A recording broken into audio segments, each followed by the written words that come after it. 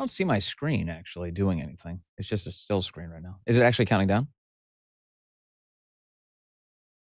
It's frozen on just like the blue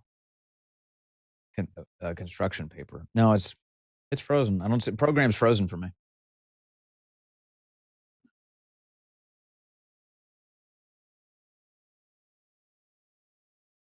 Hey there.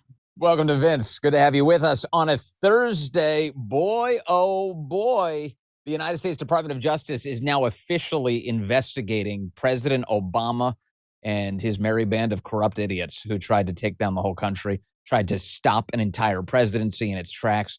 We've got all of the details on that today, and we are joined by the brilliant Victor Davis Hanson. I've been looking forward to our conversations. I've talked to him a lot of times in the past. Very excited to have him here with us on this program. It's coming up today on this episode of Vince. Great to have you with us today. Hey, have you heard of Cara Luma by any chance? No, not a woman called Cara Luma. I know the chat keeps saying, Cara? You mean Cara? I went to high school with Cara Luma. No. Cara Luma is an edible cactus that grows in India. It's believed to be a natural appetite suppressant. Cara Luma is just one of the natural ingredients that doctors have added to a remarkable weight loss supplement that's called Lean. Lean, which is awesome. Lean is from Brickhouse Nutrition. If you've got a bold summer weight loss goal, but injections are not for you, here's what the doctors who formulated Lean have said. They said that this supplement is as close as we've come to the benefits of those popular injections. And like injections, Brickhouse Nutrition's Lean was created to help maintain healthy blood sugar and help control appetite and cravings. But the rare ingredients in Lean are also designed to help burn fat by converting that fat into energy. And here's the best part. No needles, just real results. Their doctors created a healthier way to lose weight by capturing the power of natural ingredients like Cara Luma. She's the best. It's just smart. Let's get you started with 20% off. Just use the code VINCE20 at takelean.com. That's code VINCE20 at takelean.com. These statements have not been evaluated by the FDA. This product is not intended to diagnose, treat, cure, or prevent any disease, and it's not a substitute or alternative for care from a healthcare provider.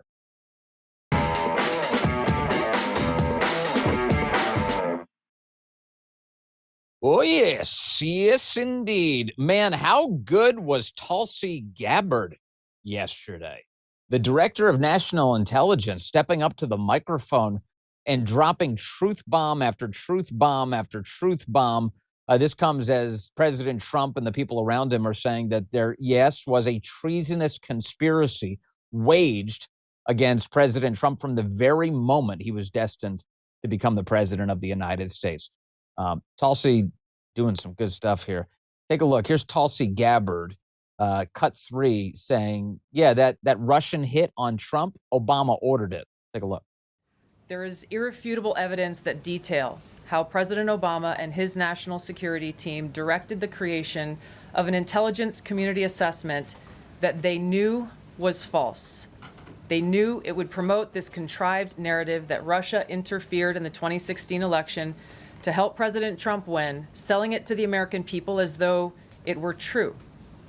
It wasn't. The report that we released today shows in great detail how they carried this out. They manufactured findings from shoddy sources. They suppressed evidence and credible intelligence that disproved their false claims. They disobeyed traditional tradecraft intelligence community standards and withheld the truth from the American people. Yeah, they did it all. They manufactured the whole thing. They lied to the American people, and they withheld the truth from everybody. They just refused to let you know the truth. And in fact, they refused to let the Trump team know that they knew what the truth was. Remember what we talked about yesterday on this program? That original presidential daily brief that was supposed to be published on December 9th of 2016 would declare that the Russians had not in any way altered the results of the election. They had no success whatsoever in meddling in the election, and that President Trump won it fair and square. That was all set to be published in that December 9th presidential daily brief. And it wasn't. Why wasn't it? Because if it had been published, both the Obama administration, but more importantly, the Trump transition team would have known about it. They didn't publish that detail in the brief because they didn't want the Trump campaign to know. That's what happened. And it's because, of course, President Trump, as the incoming president of the United States, was already receiving those presidential daily briefs. That's the big detail that everybody missed. And I talked to General Mike Flynn about this yesterday on the radio show, and he once again emphasized that's exactly what was going on. I was reading, he said, I was reading the presidential daily briefs, and that detail was kept out. That would have been a big deal for us to be given that information. They kept it from the Trump team. And yesterday, Tulsi Gabbard, when she gave this press conference at the White House, she said the very same thing. Take a look. Here's my White House correspondent, Reagan Reese, asking Tulsi Gabbard about this. Cut 4. Are you of the view that that information was kept out of the briefing because then President-elect Donald Trump would have seen it? I don't have any documents that speak to exactly what the new guidance was that was given as the reason for pulling that document, which, by the way, still has never been published until we released it last week, Friday. One could assume that they didn't want President Trump to see a document that came from the intelligence community that would contradict the Russia hoax narrative that began through the Hillary Clinton campaign with the Steele dossier. They didn't want him to see it.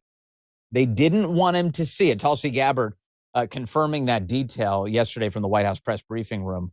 That's one of the biggest pieces to all of this, ladies and gentlemen. You understand that by actively making a decision to hide the truth from the Trump transition team, that was a signal of their intent. If you are building a conspiracy case against all of these people, you're going to have to look for details like this. And that's a big one. That's a massive one, because it demonstrates the intent of the Obama team to hide the truth from the guy they were targeting. And the Justice Department's got a lot to deal with here as they go through all of this. I'm going to get into the way the Justice Department is doing that in just a moment. But I do think that we should dwell on a couple of the other disclosures that Tulsi Gabbard made yesterday. Tulsi Gabbard, in particular, went after the former CIA director, John Brennan, and said that, well, he's a big fat liar. We knew that. John Brennan has lied a lot to the public. John Brennan lied about spying on the United States Senate. John Brennan lies like he breathes, with ease. And here's the detail yesterday from Tulsi Gabbard that John Brennan, cut 5, lied about using the Steele dossier as the basis for all of the public claims that they were making about Trump and Russia. With regards to the Steele dossier, we now know that one of the source documents that the Obama administration used in the creation of this intelligence assessment in January of 2017 was none other than the discredited, unverified Steele dossier. The House Intel report states, quote, contradicting public claims by then CIA Director Brennan that the dossier was not in any way incorporated into this intelligence assessment. The dossier was referenced in the intelligence assessment's main body text and further detailed in a 2-page assessment annex. John Brennan lied, and he denied using this dossier in this intelligence assessment that President Obama ordered because he knew it was discredited. It was a politically motivated, manufactured document. He directed senior CIA officials to use it anyway. CIA officer told the House Intelligence Committee staff as they investigated this, quote, the director of the CIA, John Brennan, refused to remove it. And when confronted with the dossier's many flaws, responded, quote, yes, but doesn't it ring true? Yes, but doesn't it ring true? It feels true-ish, so let's include it. And of course, that was nothing more than a smear campaign against President Trump. And he lied about it because it was a vicious conspiracy against President Trump. That's the reason he was lying. Otherwise, why wouldn't you just tell the truth about it? He didn't. He lied. My buddy Chris Plant calls him penitentiary face Brennan. And we'll see. He may actually go to a penitentiary at some point. We'll see. Maybe that face will finally find its home. John Brennan overruled CIA experts' objections to including the Steele dossier in that bogus intel assessment. Breonna Lyman over at The Federalist with this excellent piece summarizing what you just heard Tulsi Gabbard talking about. Newly released documents do show that the former CIA director included the debunked Steele dossier in the 2017 intelligence community assessment. despite the warnings from the intel experts that it was garbage. This is garbage. I don't care. Included anyway, he says. Director of National Intelligence Tulsi Gabbard declassified a very important 2020 report by the House Permanent Select Committee on Intelligence yesterday. And it showed that members of the intel community were very concerned about that early 2017 ICA, which said that Trump was colluding with Russia, that Russia interfered with the election. According to the newly declassified report, CIA analysts and operations officers struggled to even explain how that assessment could have included the dossier without identifying and vetting any of the sources and without explaining the political circumstances surrounding why the report was produced and funded. Of course, you know by now that dossier was funded by the Hillary Clinton campaign. Two senior CIA officers contended that the dossier should have been omitted from the assessment because it, quote, failed to even meet basic tradecraft standards, a senior officer at the meeting said, according to this report. But according to that same senior officer, Brennan, when, quote, confronted with the dossier's many flaws, said, quote, yes, but doesn't it ring true? He shoehorned it in. He shoehorned in Hillary Clinton's campaign lies into the assessment of the 2016 election and Russia's alleged involvement in stealing it for Trump. That's what Brennan did. And then he lied about it. He lied about it a lot, actually. Here is John Brennan lying to, let's see, the media. Here's cut 6. John Brennan lying to NBC. When did you first learn of the so-called Steele dossier and what Christopher Steele was doing? Well, it was not a very well-kept secret among press circles for several months before it came out. And it was in late summer of 2016 when there were some individuals from the various U.S. news outlets who asked me about my familiarity with it. And I had heard just snippets about it. I did not know what was in there. I did not see it until later in that year. I think it was in December. But I was unaware of the provenance of it as well as what was in it. And it did not play any role whatsoever in the intelligence community assessment that was done, that was presented to then President Obama and then President-elect Trump. Oh, is that so? It played no role in the intelligence community assessment. He just straight up lies about this. And in fact, as I just pointed out, they used the Steele dossier without identifying or vetting any of the primary sources, without explaining the political circumstances surrounding why the report was produced and funded by the Hillary Clinton campaign. It was used to inform both the body of the intelligence community assessment, and it was cited in the annex of the intelligence community assessment. And there you have the former CIA director saying it wasn't used at all. It played no role. It had no influence. Now, lying on NBC, well, as a piece of evidence for a conspiracy, that's useful. That's a useful event that he lied about that, because that helps us as we pursue him with handcuffs. But it wasn't just lying to NBC. He also lied to Congress. Take a look, cut 7. Here he is lying to Congress. And pay attention to who's sitting in the background behind Trey Gowdy. The man over Gowdy's, let's see, right shoulder would be the future director of the FBI. Did the CIA rely on it? No. Why not? Because we didn't. It wasn't part of the corpus of intelligence information that we had. It was not in any way used as a basis for the intelligence community assessment that was done. It was not.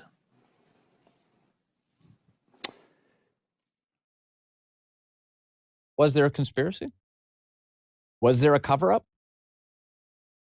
Did the people behind all of this lie through their teeth about it? Yes, they did. That's John Brennan lying to Congress about what is well known now, which is that intelligence community assessment was definitely informed by the Hillary Clinton lying campaign research. No question whatsoever. And seated behind Trey Gowdy in that image, of course, is now FBI Director Kash Patel, who was a critical researcher on that House Intelligence Committee. And in fact, one of the reasons that we know anything about any of this because that's how dogged he's been on this issue through the years. And now he's in a position to do something about it. So there's John Brennan lying. Amazing.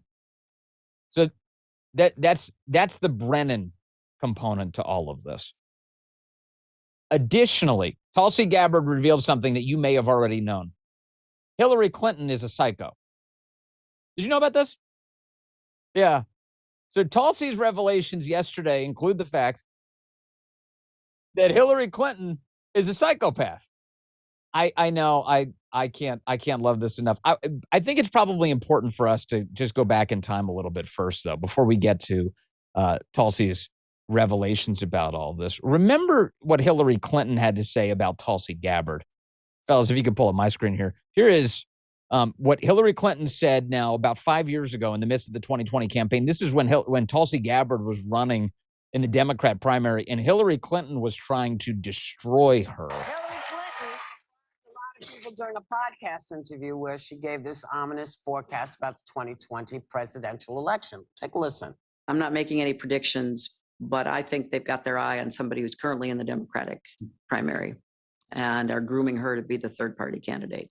She's the favorite of the Russians. They have a bunch of, sites and bots and other ways of supporting her so far. And that's assuming Jill Stein will give it up, which she might not, because she's also a Russian asset. Oh. So most people say she's clearly talking about candidate Tulsi Gabbard, and some other candidates are defending Tulsi getting called out. So Hillary Clinton decided to make an enemy out of Tulsi Gabbard. She's my enemy. I want to hurt her. I want to destroy her. She used the same routine she's used against everybody that she has to go against, Donald Trump, everybody else. They're a Russian asset. They're a stooge of Vladimir Putin, Hillary Clinton declared, attacking Tulsi Gabbard. Well, oh boy. Tulsi Gabbard, she's in a position now to make Hillary's life a living hell. And yesterday, well, she kind of did that a bit. Take a look here. Cut 8, Tulsi Gabbard talking about how mentally ill Hillary Clinton is. Hillary Clinton's presidential campaign. There were high-level DNC emails that detailed evidence of Hillary's, quote, psycho-emotional problems, uncontrolled fits of anger, aggression, and cheerfulness, and that then Secretary Clinton was allegedly on a daily regimen of heavy tranquilizers. Then CIA director... Psycho-emotional problems, uncontrolled fits of rage and cheerfulness. Boy, do you remember the last uncontrolled fit of cheerfulness that Hillary Clinton had? I don't remember that, but I'm going to take Tulsi Gabbard's word for it. What Tulsi was describing was that the Russians had information about Hillary's health, up to and including the fact that they were pumping her full of horse tranquilizers to keep her going every day. Now, for those of us who were paying attention to Hillary, not really a mystery. This was very much like Joe Biden. We knew that he was ill, and we knew that she was ill. You remember this moment? Cut 12, remember? This is September 11th of 2016.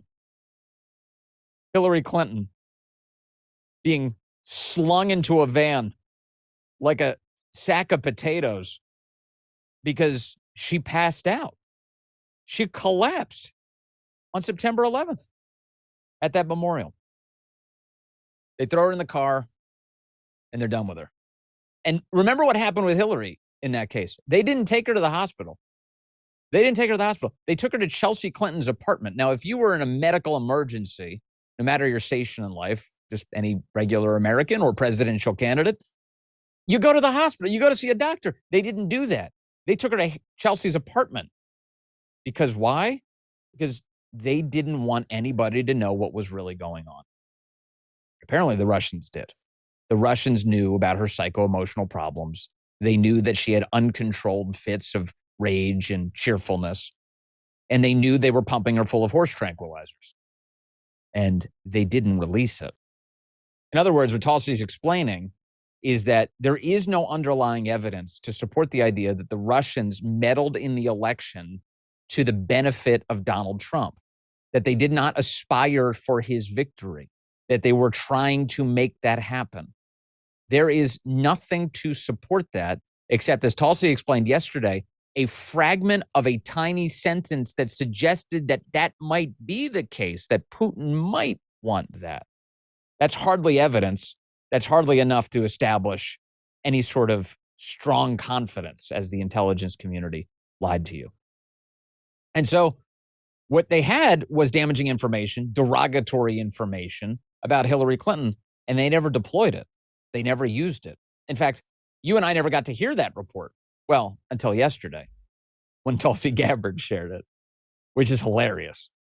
And I love how angry Hillary Clinton must have been by that yesterday. How much box wine do you think she chugged last night as a result of all of this? Probably a lot. Probably a lot. So what comes next? What comes next? Where are the prosecutions in the midst of all of this? We've now pretty well established, and we continue to get more evidence of the scheme to subvert the entire country done by the most powerful people in the country. What's it going to take to lock them up? I've got updates on that subject coming up in just a moment. It's difficult now for the current administration to take your personal finances into account when they're trying to do what's right for the country. You've got to do that, and that's why tens of thousands of Americans are buying gold right now from Birch Gold. Here are the facts. In the past 12 months, the value of gold has increased by as much as 40%. Many central banks continue to bolster demand for gold by buying it in record quantities, and global instability and tension could actually be the highest it's been in decades. But you can find peace of mind in gold. Birch Gold makes it extremely easy to convert an existing IRA or a 401k into a tax-sheltered IRA in physical gold, or just buy some. You can store it at home. Just text my name, Vince, to 989898, and Birch Gold will send you a free info kit on gold. There's no obligation, only useful information. With an A+ rating with the Better Business Bureau and tens of thousands of happy customers, it's time for you to take control of your savings today. Text the word Vince to 989898. Data and message rates apply. Okay, before we continue with the lion's share of the program, I have an internal note. Justin, if you don't mind, is it possible to cycle my program screen here so I can see it? Because I have a feeling I'm not going to be able to see our great guest when that arrives. Oh, I will be able to see him? Oh, Justin has a workaround. Of course he has a workaround. That's why Justin works here. All right. Justin's going to help me out with that. I appreciate that. Okay. Let me see here. All right. So let's talk now about what is going on with the United States Department of Justice. What role are they playing in all of this? And I have to tell you, I was encouraged to see this come out yesterday afternoon. So at the conclusion of Tulsi Gabbard's commentary, all of her disclosures from the White House yesterday, the Justice Department announced what they're saying is the formation of a strike force to assess the evidence publicized by ODNI, in other words, Tulsi Gabbard. So Tulsi Gabbard makes a criminal referral to the Justice Department. Every time Tulsi talks, I'm pretty sure I hear the word accountability in every other word she utters. Thank God. And she says, look, these guys need to be prosecuted. They need to be held accountable. They need to be arrested for what they did. And the Justice Department has this. Today, the Department of Justice has announced the formation of a strike force to assess the evidence publicized by Director of National Intelligence Tulsi Gabbard and investigate potential next legal steps which might stem from DNI Gabbard's disclosures. This department takes alleged weaponization of the intelligence community with the utmost seriousness. Upon the formation of the strike force, Attorney General Pamela Bondi stated, "The Department of Justice is proud to work with my friend, Director Gabbard, and we are grateful for her partnership in delivering accountability for the American people. We will investigate these troubling disclosures fully and leave no stone unturned to deliver justice." Now, I want to point out some other features here. This, as much as this looks like they just launched it yesterday, we already know that that's not the case. We know, courtesy of reporting from places like John Solomon and Paul Sperry, that there's already been a grand conspiracy investigation underway at the Federal Bureau of Investigation, that the weaponization group at the United States Department of Justice, led by Ed Martin, have clearly already been digging into all of this. We also already know that 2 weekends ago, there was a massive summit that involved a whole bunch of top Trump administration officials, to include Justice Department officials, ahead of all of these public disclosures. And you don't involve the Justice Department unless you intend to bring prosecutions. President Trump has accused President Obama of treason. He said it's treason. You've got Kash Patel and Dan Bongino, who are leading the charge at the FBI. These guys are obsessed with the details here. There's no question they're trying to pursue charges in the midst of all of this. And now you have a Justice Department strike force that's been assigned to take all of this and turn it into actionable prosecutions. This has to happen. So, glad to see this. Is this the end? Hell no, it isn't. You and I are sitting here after all these years without seeing meaningful prosecutions. It's maddening. A plane has to land here. It has to. Who will that plane land on is the question. Of course, we want everybody arrested. We want everybody who's violated the law to be held accountable. But who is it going to be first? Who is it going to be first? Well, based on what we're seeing right now, we have some indication that the people who are being talked about here are lawyering up. James Clapper, who himself used to be the director of national intelligence under Obama, announced last night on CNN that he is lawyering up in preparation for potentially being arrested. Cut 2, take a look. James Clapper last night. So what will you do if they come after you? What is your plan? Well, I'll lawyer up, I suppose. Already have. You've already hired attorneys in case of an anticipation that this Trump Justice Department could try to prosecute you. We've had sort of perpetual attorneys since I left the government in 2017. We've had sort of perpetual attorneys since I left the government in 2017. Jim Clapper, very much a part of that intel community that turned its weapons against President Trump and by extension, the people who voted for President Trump in the first place. I want to remind you of some things back in 2016 that really matter in the midst of all of this. Never forget that it was Chuck Schumer who said out loud in January of 2017 the following. Fellas, if you could pull my screen up, here's Chuck Schumer with Rachel Maddow at the time. You take on the intelligence community, they have 6 ways from Sunday at getting back at you. So even for a practical, supposedly hard-nosed businessman, he's being really dumb to do this. What do you think the intelligence community would do if they were motivated? I don't know, but from what I am told, they are very upset with how he has treated them and talked about them. And we need the intelligence community. We don't know what's going on. Look at the Russian hacking.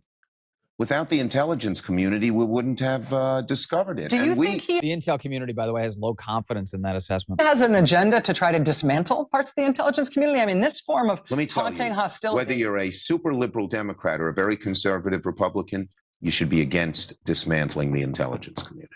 Yeah. All right. So there was Chuck Schumer mounting a defense of keeping the intel community around because you should be scared of them. That was the position that he took. As the leading Democrat in the Senate, he said, you mess with them, they will hurt you. They are very upset at Trump. So Chuck Schumer, in a candid moment, was describing the viciousness of the intel community. Oh, we've seen it. We've seen it. We know what that looks like. And now we're looking at the people who are on top of the structure to try and fight back. One other for you from that time frame. When President Trump became the nominee at the Democrat National Convention, then Senator Harry Reid, in a clip that's now going viral once again, said that the intel community should actively work to lie to President Trump, which of course we now know that's exactly what they were doing. Here's Harry Reid suggesting it in public. And what I've suggested, if now because he's the nominee for the party, and he's entitled to briefings from the CIA, for example, I said publicly, give him fake briefings. Pretend you're briefing. Don't tell him anything that you don't want to get out. But as a Republican nominee, isn't he entitled to get those briefings? Give him fake briefings. What does that even mean? It means they'll tell him stuff. He won't know the difference. You're basically telling the intelligence community to lie to him. No, I'm not going to lie to you, but I just don't have to tell you everything. I'm not going to lie to you. I just don't have to tell you everything. Give him fake briefings. Where did we start today, remember? The presidential daily brief. The one that said Russia did not aspire to get Trump elected, didn't meaningfully meddle in the election at all, that the election was decided fair and square, that Trump won on the merits. They refused to tell the Trump transition team that in December 9th of 2016 in the presidential daily brief. They were following the guidance that Harry Reid gave them. Lie to him. Lie. Lie by omission, whatever it takes.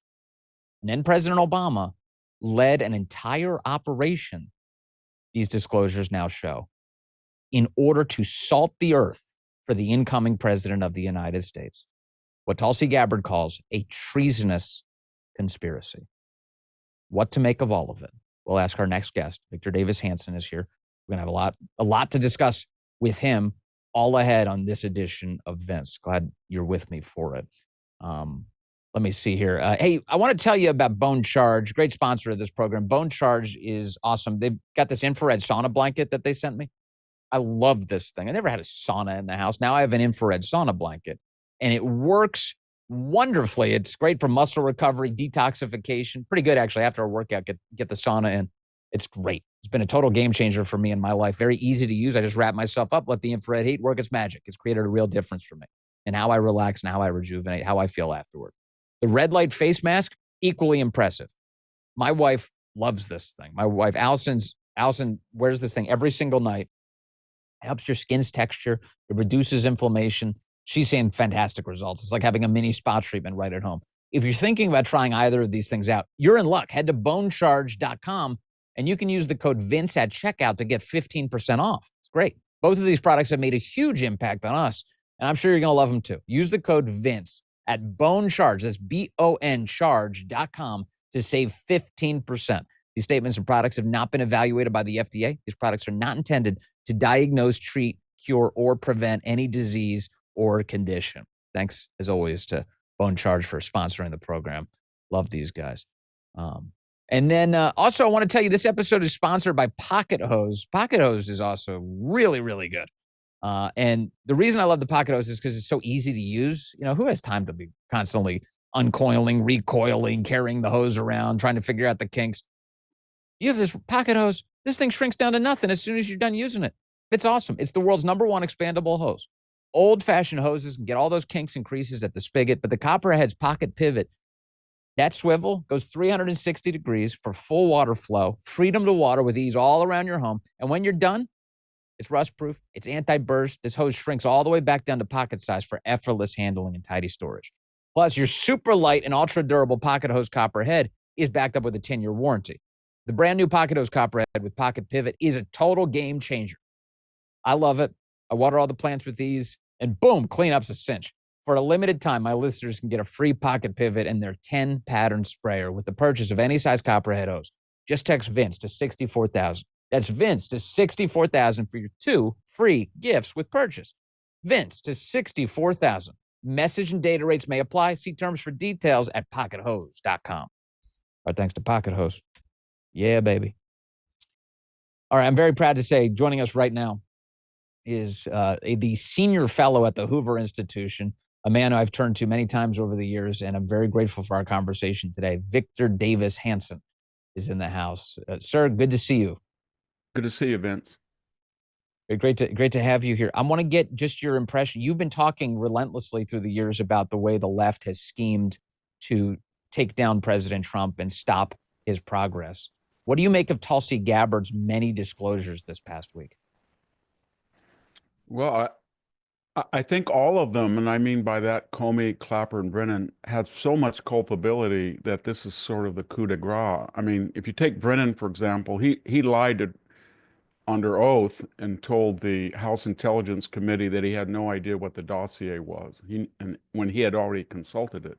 He lied to the Senate and said that the CIA did not tap into Senate staffers. He lied again when he said that there was no collateral damage with these Predator drone assassinations along the Afghan border.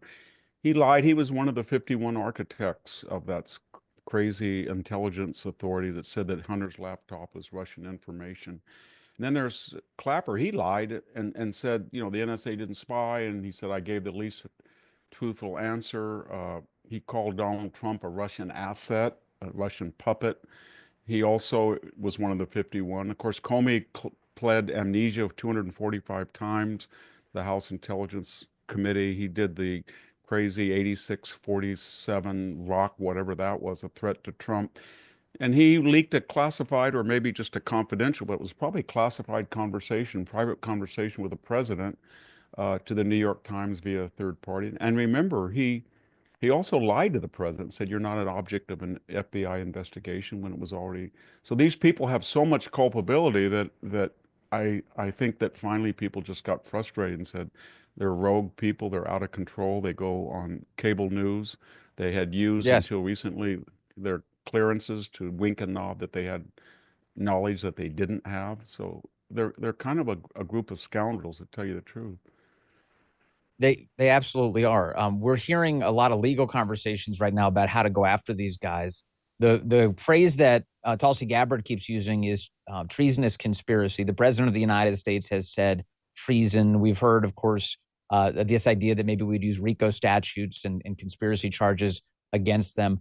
But, as I think about the big picture here, and I know you always do, we've seen a lot of people pursued by the left for being involved in so-called conspiracies that were fraudulent. General Flynn had his life completely upended by the lies that are now being fully revealed here. We saw January 6th defendants who were charged as being a part of various seditious conspiracies without any basis that looks anything like this. It does seem the facts are very much on the side of holding these people accountable. Yeah, I would look at especially things, and you'd have to be cognizant of the statute of limitations, but I would be very cognizant of things that they testified under oath. They have a bad habit. Even Andrew McCabe, the interim FBI director, remember he, on 3 or 4 occasions, lied to federal authorities about leaking, and he should have been prosecuted. And I don't know why the first Bill Barr let him off, but once you let these people off, they continue to lie, all the time. Clapper's a very interesting person because he's on record as saying that they wouldn't have even used the intelligence authorities to go after the President-elect Trump during the transition if it hadn't been for Barack Obama that shocked them and said, you know what, you really got to do this. That was a really damning admission. And so we'll see what happens. But it's very ironic they're saying that they have to lawyer up as if that's something that they haven't done to Donald Trump for 9 years. Yes, indeed. What do you make of the media's reaction to all of this? I was struck by the fact that they basically ignored Tulsi Gabbard going through the weekend or downplayed whatever she was disclosing. But when President Trump sat in the Oval Office and accused Obama of treason earlier this week, I knew instantly this is how the media is going to finally start talking about this story. And sure enough, it's been wall to wall. Of course, they're attacking Trump for using the word treason to describe this. But what do you think of their behavior in the midst of all of this? Well, I mean, they don't really have any credibility because when they tried to get Trump off the ballot in 25 states, they raided Mar-a-Lago, they impeached him twice, they tried him as a private citizen, they indicted him in state, local, and federal courts, 93 indictments. They all cheered this on. They thought it was great. And a lot of us at the time said, be careful, you're creating precedents that's going to boomerang because you have more legal exposure given what you did than Donald Trump ever did. And that's exactly what's happened. I think they're very frustrated because they created the very precedents that put them in legal jeopardy because we had never raided a president's home. We'd never impeached a president twice. We had never used the investigative authorities to investigate ex-presidents. We never tried to take them off the ballot. We never impeached them twice. They did all of that. And now they're looking and they're saying, well, he's a fascist, he's a Nazi. But no, you destroyed all of the guardrails and now it's sort of schadenfreude or karma or what comes around goes around. And I think that's why they're so angry. That and the fact they have no political power, no House, no Senate, no White House, no Supreme Court. And they're very frustrated. Yeah, for sure. And then as far as the media is concerned, I saw on CNN yesterday, Jeff Zeleny is a reporter who as soon as Tulsi Gabbard was done speaking, they come back to CNN and Jeff Zeleny says that we shouldn't even cover this as a network. We shouldn't dignify everything that just came out of the mouth of the director of national intelligence. But I went back and I looked, Victor Davis Hanson, and I saw that Jeff Zeleny relentlessly breathed life into the Trump-Russia collusion claims for the last decade. that he's been doing that like crazy, and he's not alone, is he? No, he was one of the worst. But you got to remember when Trump first was elected, people like Jim Rutenberg of the New York Times, Christian Amanpour, Jorge Ramos, they all came out and said, journalism as we know is not working. So we're gonna have to be biased. But there's nothing wrong with being biased and prejudiced because this guy represents an existential threat to the republic. And once you do that, then everything is okay, and they've destroyed their credibility. They were on record of saying there's no such thing as, not just there is no such thing, there should be no such thing as a disinterested media. And so no one really believes them anymore. They were the ones, if you look at it in the long range, that created the entire podcast like this one. Before they lied and destroyed their reputation, they had audiences, and now they don't have audiences, and the conservatives are dominating a new genre, and I think that's getting them upset because, you know, some of these podcasts have more audiences than all of them put together, and I think they created it by the distrust they sowed. That's right. Yeah, no, people are looking for answers because they weren't getting them from the media who were lying to them over and over and over again. Yeah. Okay. So in terms of the going back to the accountability question for a moment, yeah. one of my concerns is like, I have a lot of faith in a bunch of the people who are in the administration. I have faith in the president. You know, it's why I keep voting for him. I have faith in Tulsi Gabbard. I think she's demonstrated that she's sincere and really getting after this. She was the victim of the intel community. She was the victim of Hillary Clinton's venom. And now she's in a position to do something about all of these injustices. I also have faith in Kash Patel and Dan Bongino because these guys both are obsessed in particular with this subject and have for years dedicated their lives trying to bring it to a conclusion. I'm concerned, though, about Pam Bondi. I'm concerned that the prosecutions, I'm not yet convinced that she's going to be tough. Help me feel better or give me your assessment of whether or not you think the Justice Department's fully on board here. Yeah, it depends. That was true certainly of the Trump first term with Jeff Sessions and Bill Barr. And part of that reason was that the people within the Justice Department, 300 or 400 attorneys, were actively opposing the Attorney General. I don't know to what extent they have recalibrated that department, and there are people in there that are fair-minded, and they're not just, as you know, the Bruce Orr type people that we saw the first term. But that'll makes a difference, and we'll see. One of the things, though, I think they've got to. I'm a little worried with the Epstein thing and this thing and other things that they've got to get the message out that we've never seen things that are going on in the economy. $15 trillion of promised investment, low inflation, good job growth, absolutely no illegal immigration, no problem with military recruitment, the trade war that didn't happen, the stock market at record highs. These are all, I think, you know, sensational news, and they've got to get that out because ultimately the midterms are going to hinge on that. Yes, I think you're right. Well, let's talk about the successes then for a moment. What climbs to the top of the list for you? I will say on a personal level, I, of course, voted for a great economy, and I'm glad we're headed in that way. And I voted for a secure border. And man, I tell you what, on that one, I'm shocked by how effective they've been. I was hoping they would get close. They didn't just get close. They locked that thing down tight. What are you measuring as the big success here? Well, I think you're absolutely right. That's the biggest success. 1 million, nearly 1 million self-deportations. And they put to rest this myth that you had to have comprehensive immigration reform, which was a euphemism for amnesty. But here at Ground Zero in Southwest Fresno County, you can see the difference. The Fresno Bee, the McClatchy liberal newspaper, is lamenting that ERs and medical facilities don't have enough people now. In other words, that only citizens now don't have to stand in line. This is terrible. And you can see it's already making an effect. The military recruitment, I think, has been underestimated. We were told by our Pentagon grandees that you could not get 50,000 recruits. We were short. They were too fat. They used drugs. They were in gangs. There's too much competition.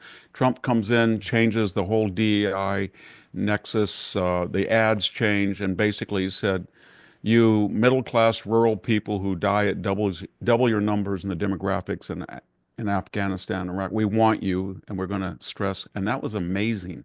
They've already met the recruitment And that was not supposed to happen. May was a very strange month. We were told that all revenues always go up in May and debits always go down. So the fact that we had a surplus in May doesn't matter. But we hadn't had one in 8 years, not since 2017. May was actually a month when the federal government took in more money. And we don't know the effect of $15 trillion coming into this country in the next 2 years. We do not know the effect of these tariffs because it seems like some of these countries were making so much money. There was a magic number that a 10 or 15% tariff they could live with and not increase prices as the cost of staying in this market. So we don't, all these things are new, and, you know, taxes on endowments, taxes on remittances, all this stuff, we don't know what's going to end up at the end of the year, but there's a good chance with the, you know, green lighting federal leases. Doug Burgum talking about 3 weeks to get an energy lease rather than 2 years. Getting rid of 1 million illegal aliens, most of whom had some sort of state or local support. That's a great cost saver. And so there's all, I guess it's 360 degrees. All these things are happening, and many of them have never happened before. And nobody can really calibrate the effect of them. Yeah, and it's also, as you point out, hard to appreciate how much success there's been because there's so much success in so many arenas. On the tariff thing, I've found it interesting that all of the establishment economists, and especially the people who hate Trump, were all rooting against this to begin with. They were claiming that calamity was ensuing, was going to come, and now they're all scratching their heads. What is going on here? Why aren't we seeing prices rise? And yet the Treasury is taking in, they say, over $50 billion already in tariff payments. There's been a lot of success there, and a lot of people who are eating crow who were straight up saying it was going to be a disaster. Yeah, I went back and looked at the March news division accounts in the Wall Street Journal. It was amazing. They said we were going to have a stock market collapse. We were going to be in a recession. The trade war was going to give us stagflation. Job growth would collapse. None of that happened, and there's no explanation why they were wrong. But again, Scott Bessant just said, I could not believe what he said. He said if things were to go as they are now, we could get $1/3 trillion in tariff revenue. The Wall Street Journal keeps saying, well, that may be true, but it's going to hurt GDP. But so far it hasn't. So you get the impression that these countries like Germany or Japan or especially China were making out like bandits. They had maybe a 20 or 30% profit margin coming into this market, our consumer market, with not letting us in, and now maybe they're making 10% profit, and they're eating the tariffs and not raising their prices because if they do, they won't be competitive. So they haven't spurred inflation like we were assured they would. Yeah, no, that's been fascinating. Okay, also you're a student of foreign policy. I just want to move to that arena for a moment. The president did launch those strikes against Iranian nuclear facilities. He has established what appears to be kind of a tenuous peace between Israel and Iran, a ceasefire of sorts between them. But he's having trouble bringing a conclusion to the Russia-Ukraine war right now. He's frustrated, it seems, right now a lot more with Putin than previously, but he's certainly frustrated with both sides of that equation. How do you grade him and his efforts here? It's very good in the Middle East. He really threaded the needle. He was the MAGA people got angry at him, but he was only in Iranian territory 35 minutes. The left got angry, and no sooner did he destroy that infrastructure for 5 or 10 years, then he declared a ceasefire. Then when they did that ceremonial performance art attack on our base in Qatar, he didn't reply. He said they didn't do it. We knew they were coming. They had to get it out of their system, make Iran great again. It just shocked everybody. And so right now, Iran's safety depends on the mood of an American president or an Israeli prime minister. They have no air defenses. They have no air force. They have no navy. They have nothing. They don't have a nuclear. So, you know, it's pretty strange when we go into Iranian airspace and we have to ask the permission of the IDF to go in. So I think that's the biggest revolution we've seen, and the Arab community, the moderate Arab regimes wanted us to do this, and they wanted Israel to do this, but they didn't want to say that. So I think you're going to see a lot of movement. The Ukraine thing is interesting because Trump thought that he had a special knack for dealing with Putin because Putin had not invaded any other country during the last 4 administrations. He had not invaded during Trump's administration, but he had the other three before and after. But I think now Trump, it might work out well for Trump that he can say, I was the only one that lamented the 1.5 million casualties. I'm sick of the human costs. I tried to deal with Putin, but you can't deal with him. And at some point, Putin, I think his problem is he's got 1 million Russians dead, missing, or wounded, and he's got to explain to the apparat in Russia that it was worth it. And apparently just reifying the fact that he got Crimea, he already did Donbass, he already did. They never were going to get in NATO. He's going to say that he kept him out of NATO. He doesn't think that's enough, maybe 50 or 60 miles beyond where he was. So that's they're going to have to find a DMZ somewhere, but I think that's the point. And the more pressure that's put on Putin, I think the more likely he will see that he has no choice. His economy is really starting to hurt, and he's lost too many Russians for nothing. You know, the president has had a lot of success in getting Europe to carry more of the weight here, though, too, because the United States had carried everything. Virtually, Europe was doing something, but not to the level that it should have been, given how approximate the threat was. And now Europe, 5% GDP being expended on military now. This is a massive change from the relationship that the European countries had with President Trump in the first term. Yeah, it was. When he came in, only 6% were making their 2014 promise to pay 2% of GDP. And then now it's 24 of the 30 have already made the 2. The others, except for Spain and Canada, will do it very shortly. The 5% will be interesting because I like the idea they promise, but when you look at their economies, their energy costs with this crazy, basically they have a new Green New Deal methodology, and you look at their open borders, they got 16% of their population in places like France or Germany of illegal immigrants, many of them hostile to the West. And then in addition, their energy costs are about double ours. So you just, and they have a fertility rate of about 1.45, less than 1.5. And you wonder how those economies are going to spin to go from 2 to 5%. You're talking, $1 trillion or $2 trillion. I hope they can do it, but even Canada is only spending 1.37 of GDP, closer to 1.4, and they don't seem to be able to do that. They're talking about that. Well, how can we spend another 50 or 60 billion dollars? So I hope that they're not waiting Trump out, that when he leaves office, they're hoping for a Democratic president and then they'll backslide. Yeah. But for now, it's good news. Well, President Trump told them, you don't have to spend any more money, just join the United States and we'll keep doing what we've always done. We've protected you. Victor Davis Hanson, really appreciate you. Thank you so much for spending some time with us today. Thank you. All right, there he is. Victor Davis Hanson, always great to get from him. Yes, Sneaky Gemini points out that VDH, like RFK, knows details about everything. Yeah, he does. He literally knows everything. Hey, let's bring in someone who knows everything. Victor Davis Hanson. He's perfect for that. All right, let's see. I've got some some Epstein stuff to hit. We mentioned Epstein in the interview. The judge denied yesterday the release of the grand jury documents that the Trump administration is seeking. They want to get various grand jury files out about Jeffrey Epstein, the judge refusing to do that.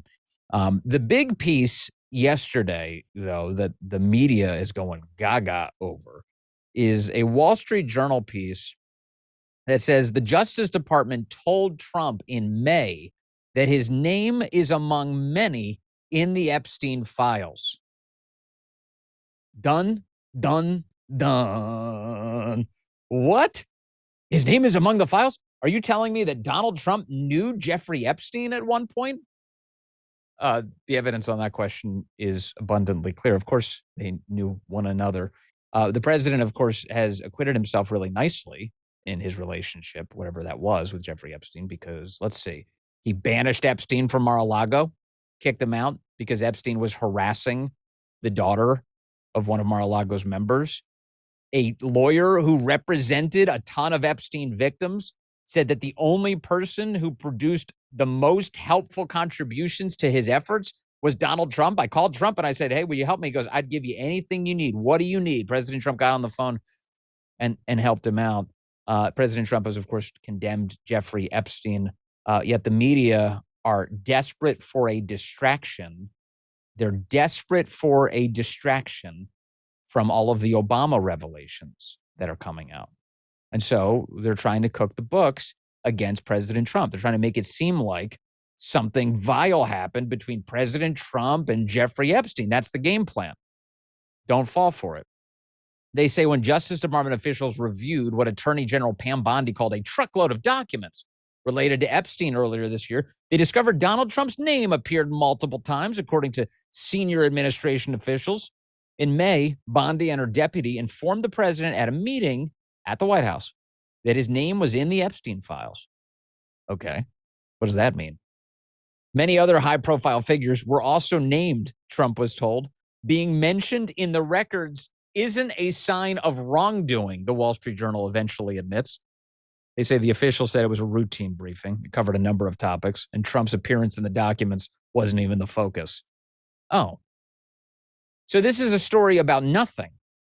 This is a story about nothing. Now, it has the media up in arms. There is a piece, a tweet yesterday in the midst of all of this that came out from the Miami Herald reporter who was the beat reporter on the Jeffrey Epstein story to begin with. She said, her name's Julie Brown. She said that this is much ado about nothing. Nothing. Julie Brown writes that Trump's name, along with many other names, was on Epstein's plane logs, his name in his black book phone directory, and his name was on phone message pads seized by police from Epstein's Palm Beach home in 2005. All of these have long been a part of the federal investigation into Epstein. So the idea that Trump's name would be in the files is not new, and having your name in the files in and of itself doesn't implicate him in any wrongdoing. That's Julie Brown. Now, in fact, this attempt to turn it into a scandal for Trump is so ridiculous that even Morning Joe over on MSNBC today is making the case that there is really no reason to think this is damaging for President Trump. Take a listen. Here is Morning Joe, Joe Scarborough this morning saying, yeah, okay, whatever. You know who else is in the Epstein files? John Kerry. Now, listen, what does that mean? John Kerry's name is in the Epstein files. There's 1 million people's names in the Epstein files. Now, listen. John Kerry. What's Kerry doing in the Epstein files? Lurch himself. You know, old Botox face is in the Epstein files. Well, now I'm curious. What did Jeffrey Epstein do? Let's start a whole. Sorry, what did John Kerry do? What did John Kerry do? Let's start a whole news cycle on that question. Let's get to the bottom of Kerry's relationship with Jeffrey Epstein. Love to know more. Love to know more. But that's the position that they're taking over on MSNBC. Finally, let me point out what should be abundantly clear. If there was actually derogatory information about President Trump, if that's the point of the, quote, cover-up that the left wants you to pretend like is happening, if that's the case, well, then why didn't the Biden administration release that information? You know they would have. In fact, the Washington Post straight up this past week said, if there was actually damaging information about Trump, it would have already leaked. The Washington Post declared there is no damaging information about Trump in this. Even the Washington Post, of all places. All right, I got a big radio show coming up today. We've got the 12 to 3 nationwide, The Vince Show. You can find your local listings on that at thevinceshow.com or just watch us. We do it live on Rumble, rumble.com/Vince. Always so good to have you with us. Best damn audience in media. Up next, here on Rumble, we've got Steven Crowder, day 2, back from vacation. Here he comes with a lot of witty jokes. Steven Crowder.